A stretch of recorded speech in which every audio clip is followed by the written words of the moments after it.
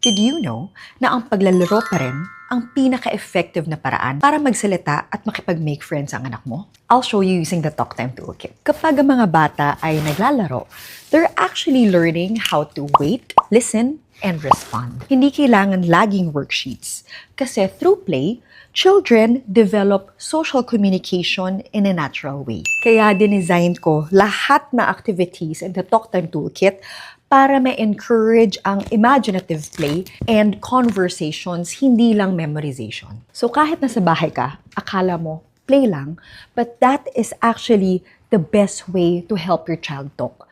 Because what is the child's main occupation? It is play. Bakit? Ano ba ang ginagawa ng bata every day? Naglalaro, di ba? So repeat after me, play is never just play. You're building communication, confidence, and friendship skills one playful moment at a time. Gusto mo ba mag-start ng meaningful play at home? Comment toolkit and I'll send you the details.